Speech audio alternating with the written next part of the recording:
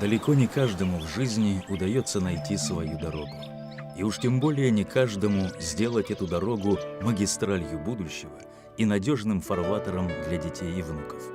Листая страницы биографии Юрия Фурмана, можно смело сказать, что ему это удалось. А еще отметить для себя, что мы часто не видим знаки судьбы, но тем, кому это удается, зеленый свет и попутный ветер в спину. Яркий тому пример – жизненный путь этого человека. К слову, фурман в переводе с немецкого дословно «водитель фургона», знак судьбы, не иначе. В годы войны немцев Поволжья, как неблагонадежных, депортировали в Казахстан. Под колеса репрессий попала и семья Федора Фурмана. Их привезли в Бекбагдалу, в переводе с казахского «голодная смерть», на вольфрамовый рудник Шалгия. Участь этих людей была решена. Это был лишь вопрос времени.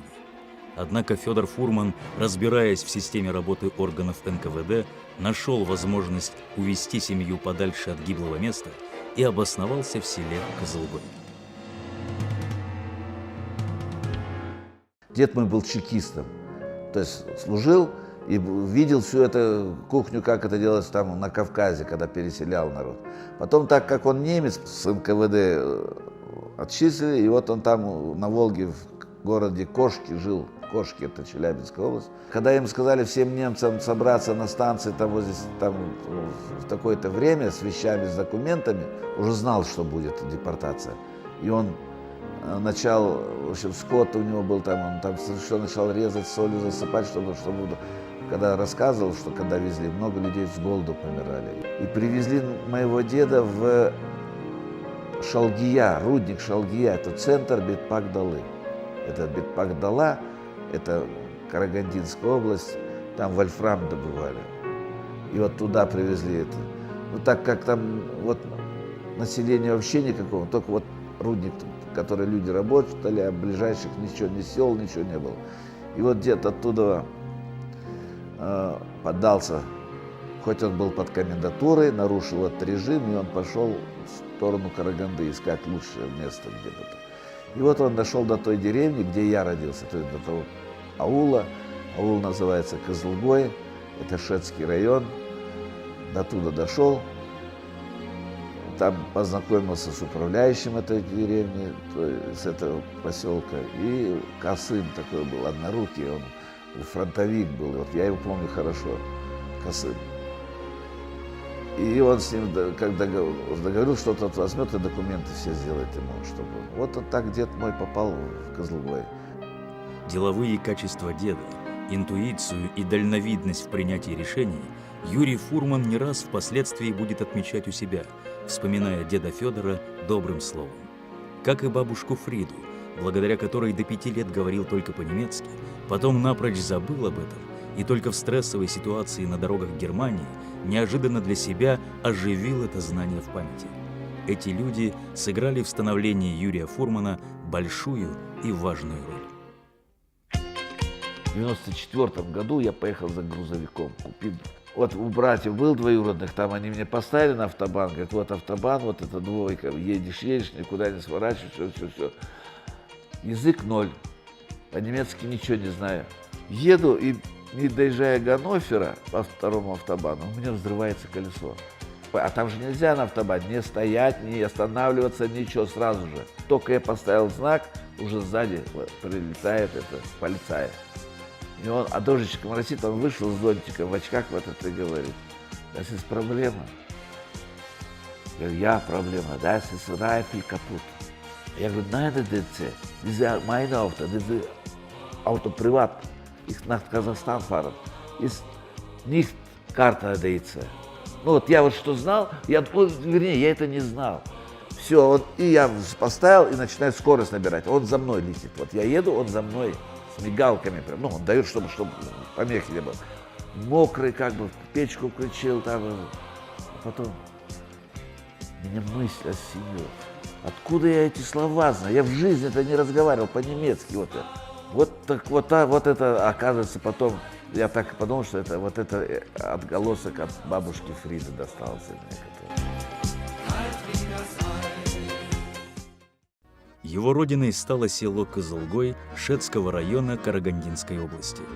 14 июня 1952 года у Аделины Фурман родился мальчик. Она назвала его Юрий, не дав сыну отчества. Так вышло. Воспитанием занималась одна. Отчим этого вопроса не касался. Много лет она отработала дояркой на ферме. Тяжелейший и несправедливо малооплачиваемый труд. Конечно же, Аделина Федоровна горячо любила единственного сына и до конца своих дней всячески помогала и поддерживала его. Ну, детство было, я считаю, что очень такое, ну как сказать, ну уже не вернуть это, жалко такое время, которое прошло, такое детство, иногда вспоминаешь, слеза наворачивается про свое детство. Когда после того, как мама родила меня, какое-то время там, дед гнобил маму. Ну, вот в такое время, знаете, что вот родила без мужа, вот это для них была такая трагедия. Ну, это я так со слов только слышу, ну, то, что мне говорили. Понимал, что у всех есть отцы, а у меня нету отца. Я вот это помнить начинал. Еще даже мама замуж не вышла, ну, то есть, а я уже это, ну, как бы, принес, вот это мой дядя старший, уже трое детей у него было уже. Вот он принес вот такие баночки леденцы, вот такие. Ну, вы, наверное, не помните такие, но леденцы. Он 3 баночки этих леденцов, потому что у него 3 детей было, а мне, жили мы вместе. Ну, то есть, мы пришли, а мне не было. Думаю, вот мне как плохо, у меня отца нет, мне мой отец принес леденцы. Так, я думаю, что вот так. Ну, такое у меня было ощущение по отцу, как говорить, что вот не было этого.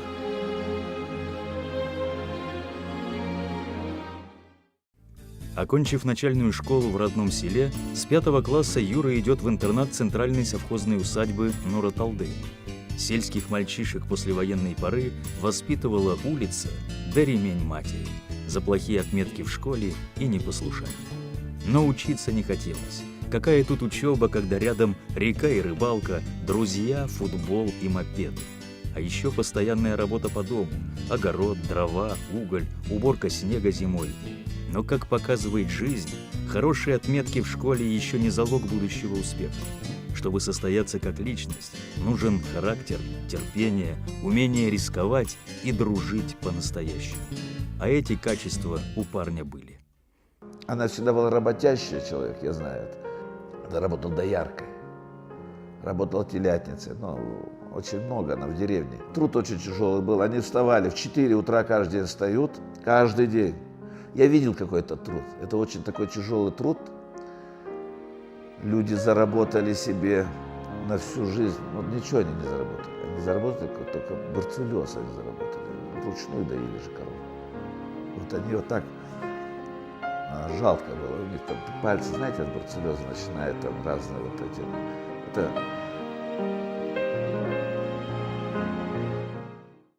После 8 класса Юра поступает в Шаханское профучилище на специальность механик автотранспорта.